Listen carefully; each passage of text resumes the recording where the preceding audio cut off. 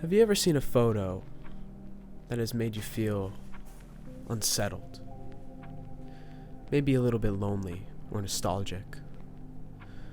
You look at this photo, maybe for hours at a time, and you just feel unsatisfied. And because of this, you are empty. Oh, good. Because that's exactly what I want. Hi. So today I want to talk about liminal spaces. They're like one of my favorite things. I absolutely love them. And I want to make my own. That's my mission for today. And I want to take you through it and my process of making 3D digital art. And not just 3D art, pretty much all art in general. You got to have a process for these things. And I want to share mine today. For those of you that don't know, liminal spaces are essentially a portal between two different places. And by portal, I don't mean the nether portal. For example, a hallway could be the portal between two rooms. A bathroom could be the portal between you and emptying your bladder. You could think of an airport as a portal from one state to another. So common liminal spaces are usually from the early 2000s because they tend to give off a sort of nostalgic feeling. For example, houses with that brown carpet, that really crappy camcorder-esque graphics. There's those really similar looking houses.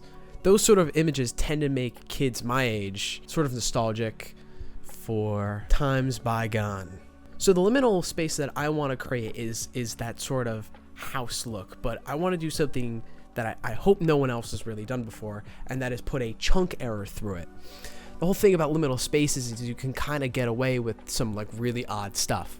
And so what I want to get away with is putting a giant hole through a house.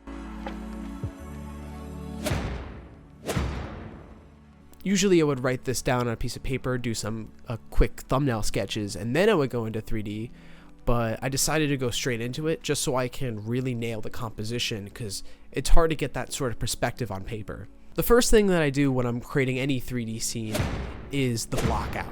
I create a bunch of primitive shapes and arrange them in the sort of composition that I want, and I spend a lot of time getting that camera angle right, because that's the foundation of everything. Also, once I had my camera angle locked in, I knew I could start to create stuff specifically for that camera angle, right? So if I'm gonna have a house that has a hole in it, I don't have to end up modeling the other side of the house. I could just leave it completely blank, which it's honestly kind of funny. I wanted to feel like somebody took the picture, so I didn't want it too high up in the sky like a bird or a plane took it. I wanted it to feel real and grounded like that. 2 a.m. editor Chase here to tell you that I actually did the complete opposite effect because it made it feel a little bit more weird.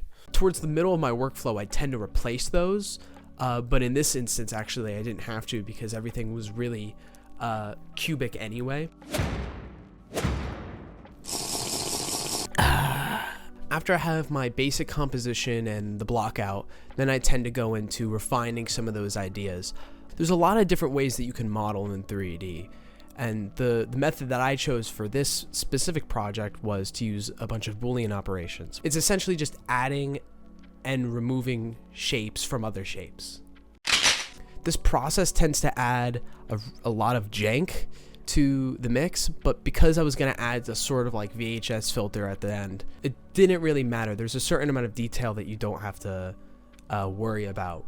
Pretty early in the mix, I'd like to add some basic colors, texture, lighting, just to see what I'm working with. And I like to do some work in progress renders, share them with friends. I like to take the color palette into consideration because for some of these liminal spaces, the colors tend to be like really punchy and saturated. It sort of replicates that like old childhood vision that everybody seemed to used to have. Like everything was super saturated and like vibrant, and now everything is dull and gray. There's a point in the process where I start to just kind of go all over the place, just adding details here and there, sort of just fleshing out small sections of the environment, the house, the interior. Essentially, I'm working from really large shapes to really small shapes. After that, it's pretty much just detail work, adding realistic textures, making sure the anatomy of the house slices, cross sections are actually realistic.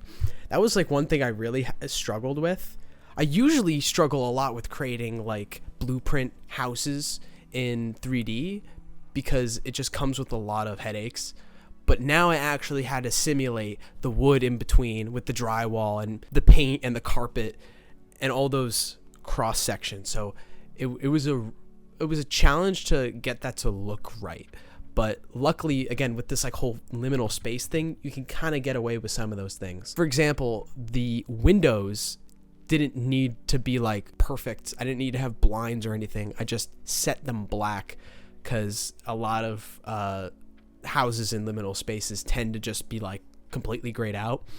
I also didn't have to worry about any lighting inside of the house because having it dark kind of added another kind of spooky nature to it. Everything I'm doing is essentially trying to tell a story. Like, who was there? Whose house is this? Why is there a hole there? You know, what happened when the people in the house had the hole go through the house? Like, what's the story here?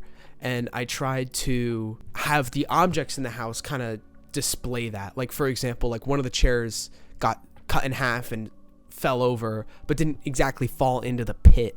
And then another chair has fallen over to simulate sort of maybe someone saw this happen and abandoned it. One really cool thing that I got to do was actually use a lot of assets that I made for my own room. One project that I did a really long time ago was before photogrammetry. I 3D modeled every single object in my room and used a ruler to figure it all out so I could have an exact replica of my room that I could then add things into it. Now you can just, take a couple pictures and it spits out a 3D model, but even then it's not perfect. So I got to add in some of my own house or room objects. In terms of gathering assets, I don't have a lot of assets. In terms of money, we have no money. So I had to either make them myself or find them on the internet. And I usually don't like to find assets on the internet. I don't like taking other people's work and putting it into my own, except for the Polygon, the Uber mapping node from Polygon that allows you to rotate the textures so it looks more natural and not it's not set up in a grid. A lot of the textures that I used, by the way, were AI generated, again, because I don't really like getting stuff from online. I could just go outside and take the pictures myself, but there's currently a bunch of forest fires here, so it currently smells like smoke outside, and I didn't really want to go outside and take my own pictures of grass and paint. So in terms of gathering chairs and benches and couches and vents, most of them are just hand modeled, pretty basic primitives that when I apply the end filters, I know they'll the high details won't really matter all that much. One thing that I had to learn really quickly was that you don't really need secrets outside of your camera just for the sake of it. No one's gonna see it. You don't need to put extra work in things that nobody is going to see. So you can kind of do this forever, just adding a bunch of assets and making your textures better and adding in even finer and finer detail. But there is a point in which you gotta just say like, okay, it's enough, I gotta stop. It's enough slicing! Or else you'll just continue on forever. Once I was done with that, once I found the point in which I should stop, you just throw it into Photoshop and just mess with filters. Essentially am just messing around until something works. I didn't really have an exact plan because there's so many different ways that you can take it. I wanted it to have that really saturated feel, so I changed the hues a little bit to be a little bit more yellow and just pumped that saturation. So this is what the final piece looks like. I'm pretty happy with it. I think it certainly gives me that sense of nostalgia. I wouldn't call it perfect purely because I don't think it looks real enough. I think I probably could have pushed it a little bit harder. I think if people looked at it, they could tell that it's a 3D model, but maybe that's also good because you sort of get that uncanny valley feeling. So I hope you enjoyed listening to my process of how I create 3D artwork, and essentially all artwork. This is essentially my workflow for all types of things. So I hope you've enjoyed this video talking about my creative workflow. Remember, like and subscribe, do the whole thing. And please, just remember,